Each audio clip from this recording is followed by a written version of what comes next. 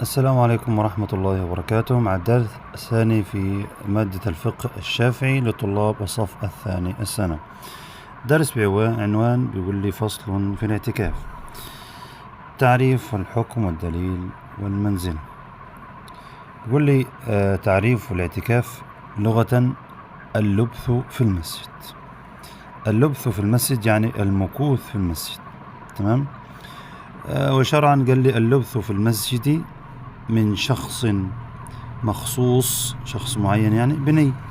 يبقى لغة اللبس في المسجد، وشرعا قال لي اللبس في المسجد من شخص مخصوص، مش أي حد، بنية. وهنا قال لي في المسجد يعني إيه؟ ما ينفعش في أي مكان تاني. ده من خلال التعريف تطلع منه حاجات كتير. الدليل طبعا من القرآن، هنقول له قال تعالى: ولا تباشروهن وأنتم عاكفون في المساجد. ومن السنة خبر الصحيحين أن النبي صلى الله عليه وسلم اعتكف في العشر الأواسط من رمضان، ثم اعتكف في العشر الأواخر من رمضان، ولازمه يعني فضل على الوضع ده حتى توفاه الله تعالى، ثم اعتكف أزواجه من بعده رضي الله عنهم. بعد كده بيقول لي الإجماع، الدليل يعني من الدليل على الاعتكاف من الإجماع. قال يعني احنا عندنا كم دليل على الاعتكاف؟ عندنا القرآن، وعندنا السنة، وعندنا الإجماع اللي هو أجمع العلماء على مشروعية الاعتكاف. هل الاعتكاف خاص بأمتنا؟ وما الدليل على ذلك؟ الاعتكاف ليس خاص، بل هو من الشرائع السابقة، بدليل قوله تعالى: وعهدنا إلى إبراهيم وإسماعيل أن طهر بيتي للطائفين والعاكفين، إلى آخر الآية. بعد كده بيقول لي ما حكم الاعتكاف وهل له وقت محدد؟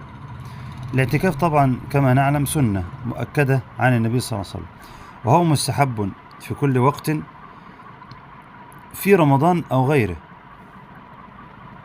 والدليل للإجماع على ذلك، ما فيش حد خالف على كده يعني، ولإطلاق الأدلة. بعد كده أفضل أيام الاعتكاف، إيه هي أفضل أيام أن الإنسان يعتكفها؟ قال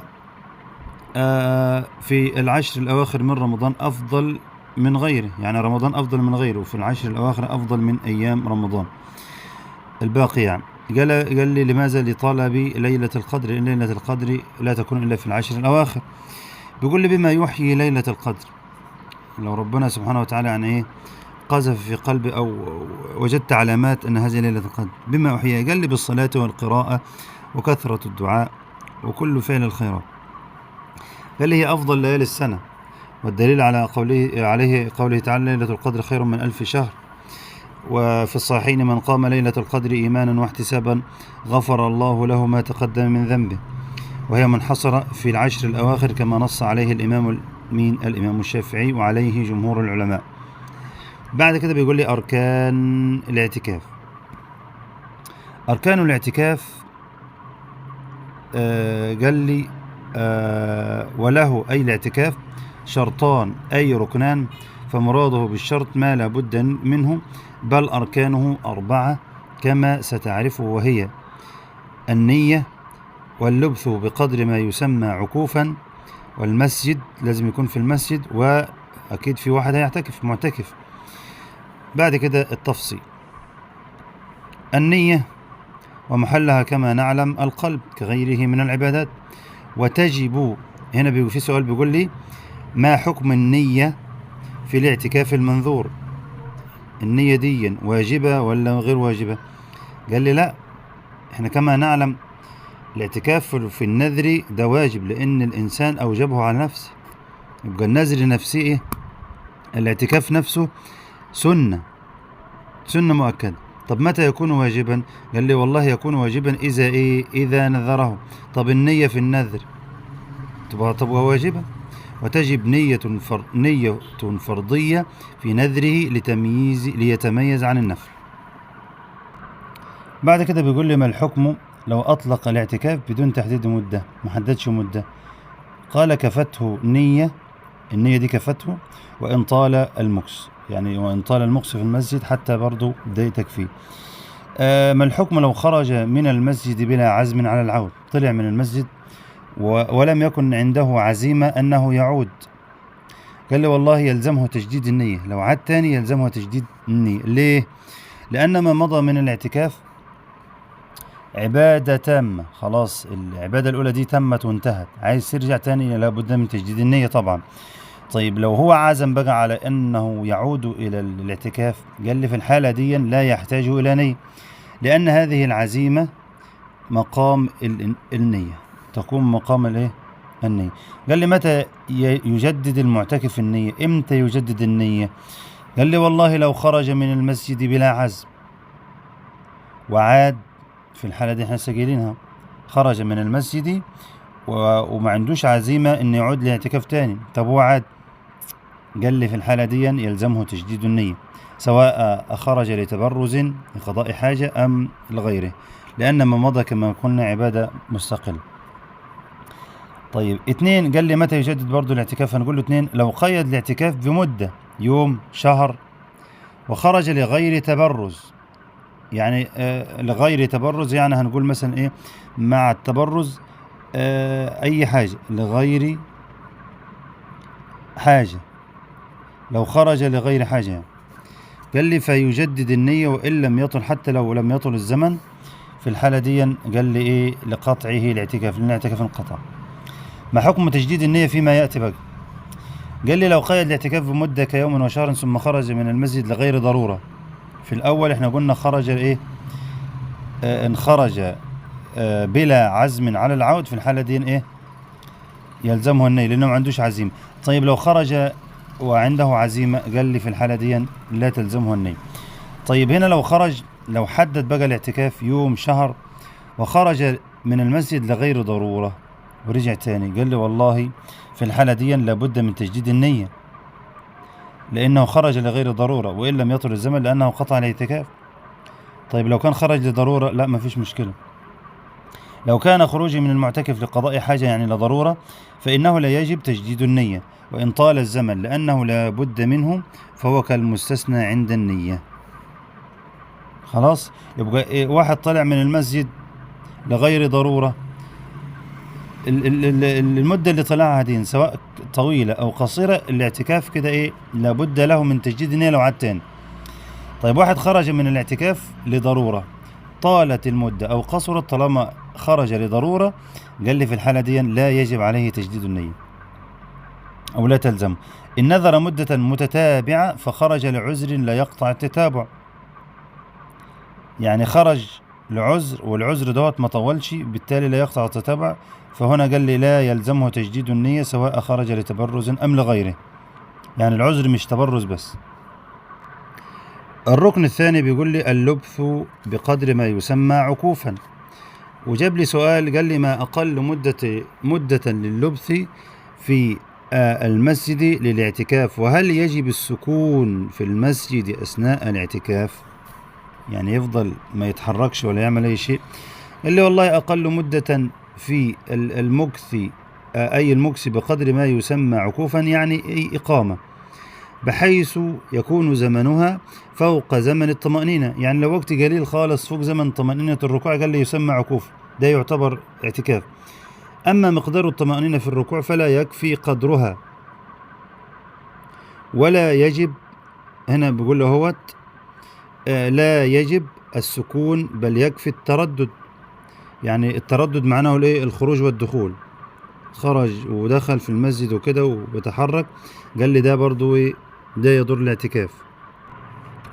الركن اللي بعد كده بيقول لي لازم يكون في المسجد طبعا، فبالتالي هيقول لي ما حكم الاعتكاف في غير المسجد؟ هنقول له لا يصح الاعتكاف في غير المسجد، والدليل الاتباع كما رواه الشيخان يعني، وربنا سبحانه وتعالى قال ولا تباشروهن وأنتم عاكفون فين؟ في المساجد، اهي الآية وأنتم عاكفون فين؟ في المساجد، فأنا حدد الاعتكاف في المسجد.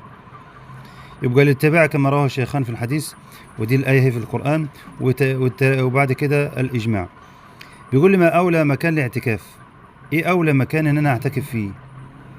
قال لي والله عندي حاجة اسمها الجامع. الجامع دي يعني المسجد الكبير بتاع القرية مثلا اللي فيه عدد كتير. قال لي الجامع أولى من بقية المساجد، يعني المسجد الجامع، ولئلا يحتاج إلى الخروج لصلاة الجمعة. يعني أنا عندي المسجد الجامع ده زمان هو اللي كان بيقام فيه صلاة الإيه؟ صلاة الجمعة. والمساجد التانية كانت بتكون مثلا للصلوات بس الخمس، الفروض بس. طيب المسجد الجامع ده بيكون في كل الصلوات وبيكون في برضه الايه؟ صلاة الجمعة. فقال لي ايه الأولى؟ قال لي الأولى الجامع أولى من بقية المساجد. لماذا؟ قال لي لكثرة الجماعة فيه. يعني كل ما يكون انت بتصلي في جماعة كثيرة في الثواب فيها أكتر، ولئلا يحتاج إلى الخروج لصلاة الجمعة، لأن لو اعتكف في مكان تاني ساعة الجمعة هيطلع يصلي لو في مسجد تاني يعني. قال لي وخروجا من خلاف من أوجبه، يعني في علماء قال لك واجب عليه إن هو يعتكف في المسجد الجامع. ما الحكم لو خرج ما الحكم لو نذر مدة اعتكاف متتابعة فيها يوم جمعة؟ يعني نذر مدة اعتكاف 10 أيام مثلا فيهم يوم جمعة، وكان ممن تلزمه الجمعة، يعني ليس مريض، تمام، وليس امرأة، تمام، اللي هم وليس مسافر وكده، ولم يشترط الخروج للجمعة. يعني هو نذر مدة اعتكاف معينة زي مثلا ايه 8-10 أيام وعليه الجمعة، هو تجب عليه الجمعة، وفي أثناء نذره دهوت ما اشترطش إنه يخرج إلى صلاة الجمعة. في الحالة دي يعمل إيه؟ قال لي تأكد عليه مسجد الجامع في الاعتكاف، يبقى لازم عليه إن هو يعتكف فين؟ في الجامع، لأن هو نذر، والنذر قلنا واجب. يبقى يعتكف فين؟ يعتكف في المسجد الجامع علشان ما يخرجش يصلي الجمعة، لأن هو كده كده هيصلي الجمعة في المسجد الجامع، لأن خروجه لصلاة الجمعة يبطل التتاوى.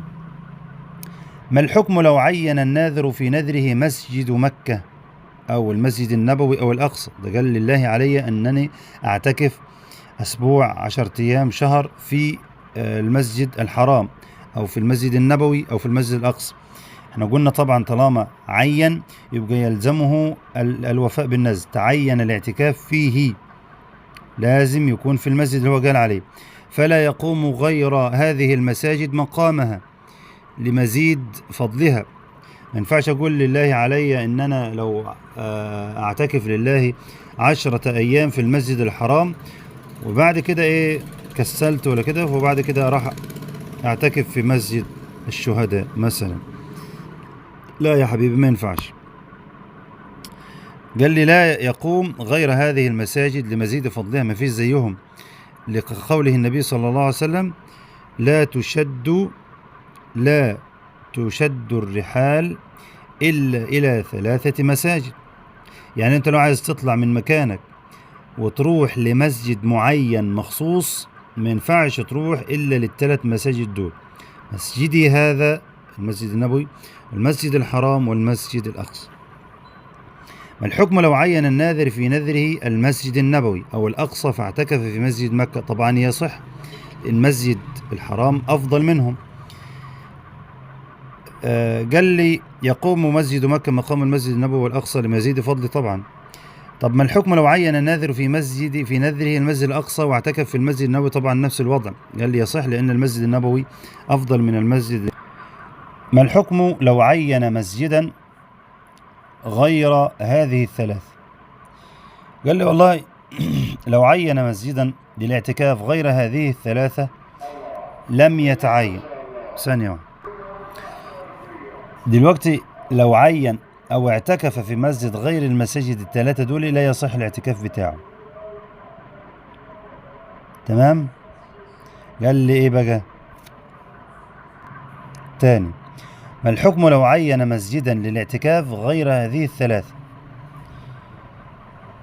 يعني نوى إنه يعتكف في أي مسجد من المساجد مثلا، وليكن مسجد قريته. قال لي لو عين مسجدا للاعتكاف غير هذه ال3 لم يتعين. يعني لا مش شرط، والله أنا نذرت إن أنا أعتكف في المسجد بتاع القرية بتاعتنا المسجد الكبير، طب ينفع أعتكف في المسجد اللي جار بيتنا؟ قال لي ينفع.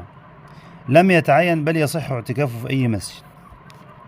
ما الحكم لو عين زمن الاعتكاف في نذره؟ يعين مدة معينة. قال لي تعين، لازم يوفي بالنذر بتاعه بالمدة بتاعته.